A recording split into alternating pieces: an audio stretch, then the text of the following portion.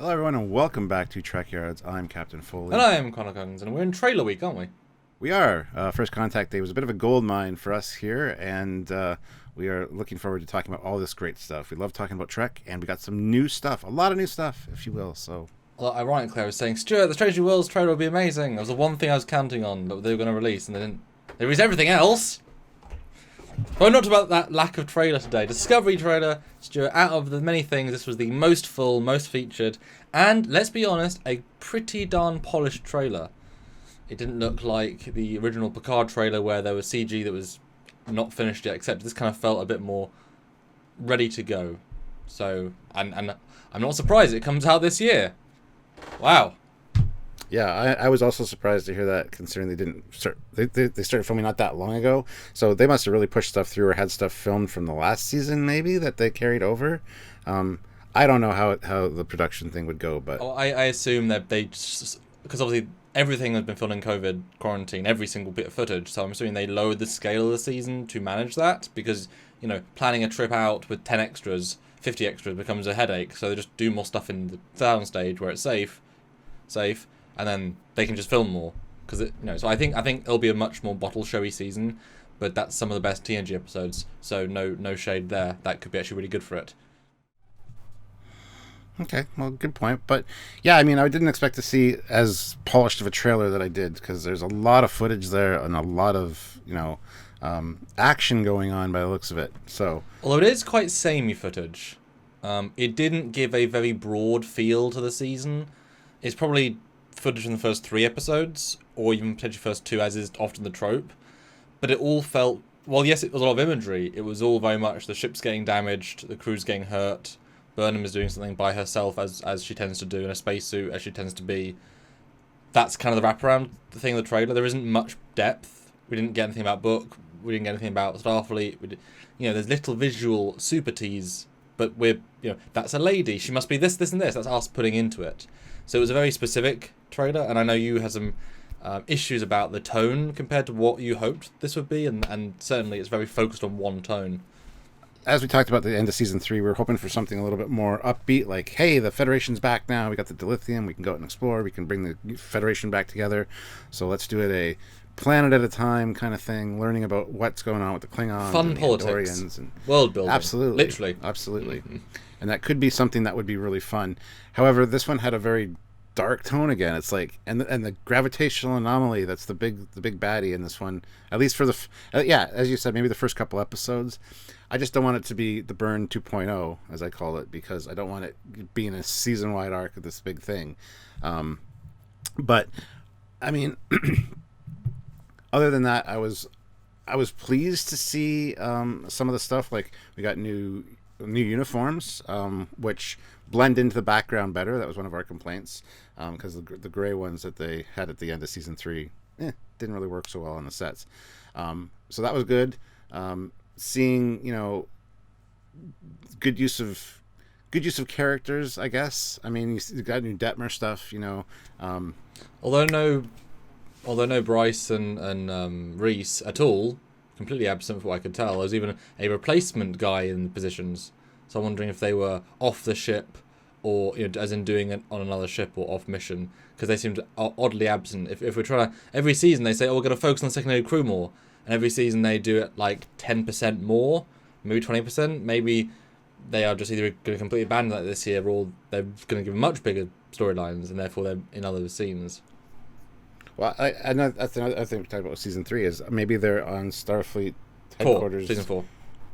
Well, no, during season 3, we're like, why don't they do like trade off of officers? Maybe that's what they're doing here. Maybe they're on a different ship. Maybe they do play a bigger part. So that would be great to see, because those guys are fantastic from what we've seen of them, and we have met them in Vegas. They're good guys. So I would like to see them have more of a thing. But they're better than their material. Yeah. Also looks like high stakes already. Like, you got the bridge blowing up around her. Burnham. Now, I came to a realization last night when I was thinking about that could very much be it could be a training simulation of sorts, maybe on a holodeck, maybe the future version of the Kobayashi Maru, just to throw us off. Maybe that's how the season starts, with this big epic thing, and you're like, oh my god, the ship's getting destroyed. So his name is the Kobayashi Maru J. Yes, that's a great reference. That is actually a fantastic answer, and it certainly gives you carte blanche. And actually, if you want to double down on that slightly, both of us think the sets don't fit at all with the 31st century aesthetic or the 32nd century. And if you're going to change the uniforms, better change the sets than the uniforms, because the set has no reason to still look the way it does. The uniforms do, because they're the standard issue of the Starfleet. So maybe that's a way of kind of, they test her on the old version as a way of, and then showing as it blows up as kind of a way of, oh look, the training simulation, how now here's the real version. Or maybe, it does look pretty blowy up here. I don't think it's ever looked that bad damage wise, and to actually abandon the ship as well, that's pretty serious. So maybe, as we're hoping, they damage the ship enough to need to refit it again and again improve the interiors, which are far the worst part of the art design now, because they managed to fix everything else slowly and steadily.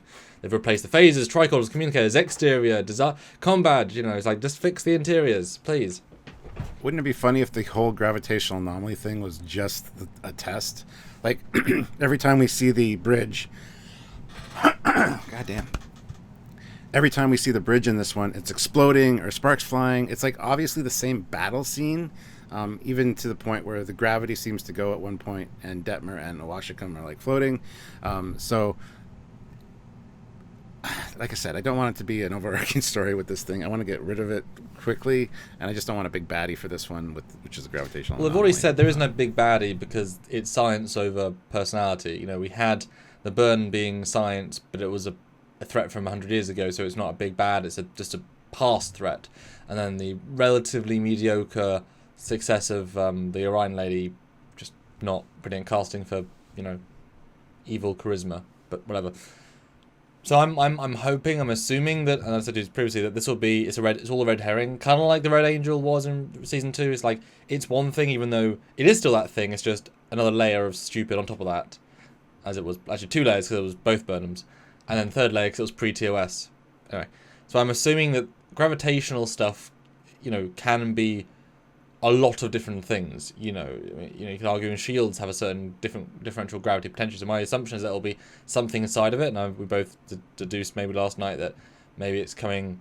That's how someone's traveled from a different galaxy through the via a gravitational shield thing, kind of like Vija's big cloud, a separate thing, because Vija is the threat the cloud or the internal ship, or both, but you only see the cloud.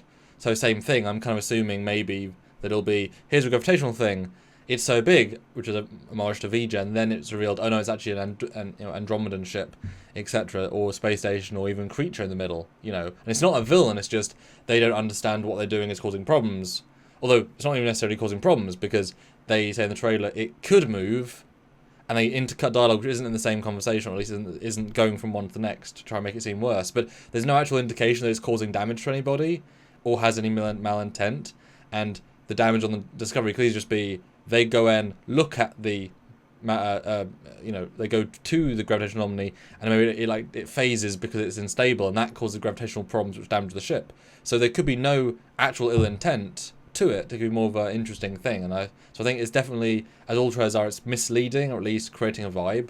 I think we're both just really surprised it's such a not negative vibe, but not optimistic, not moving forward vibe that was the clear thing to show in season 4. Yeah, and I'm sure you're right about the damage. It's not being intentional. It is a gravimetric distortion, essentially. It's this huge thing.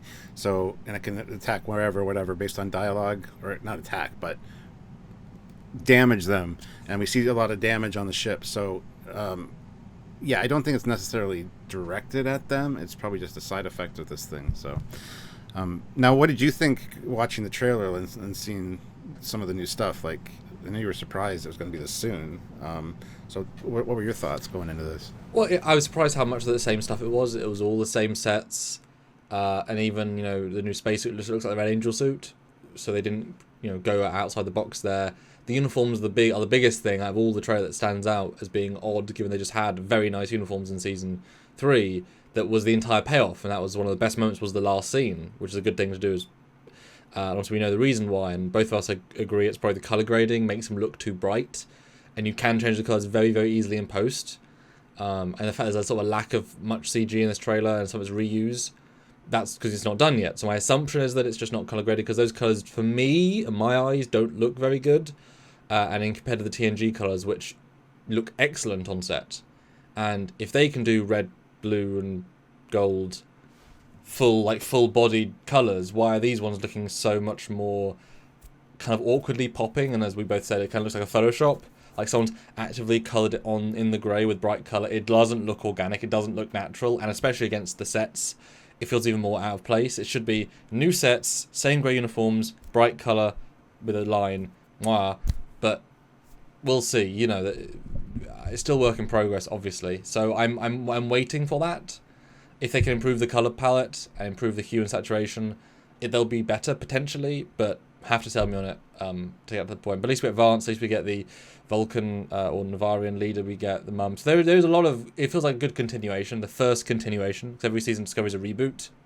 Really, it's a reboot, and none of them really linked to the past. Really, really properly. Even like having the Klingons from season 1, season 2, they are very, very different, because that was fans reacted to the poor choice of season 1.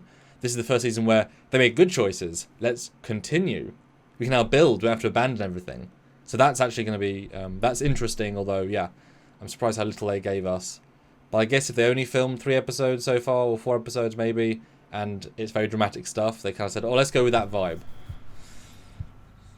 Could be. So it's safe to say that you're cautiously optimistic, as we like to say. I'm cautiously medium.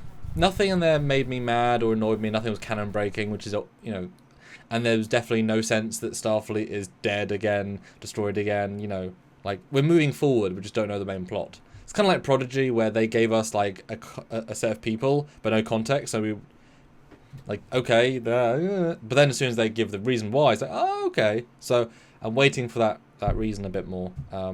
So, you know, bring on trailer 2. Absolutely, and yeah, just different trailers can have different vibes, so who knows what's going to happen. Not bad, though. Just my first impression is just like it's season 3 almost rebooted, with the gravitational anomaly being the burn 2.0, like this big thing that's going to. But it's only 5 light years though. It ain't universe spanning. I just get Nexus vibes from it. You know, spatial anomaly that's quite big, that's powerful.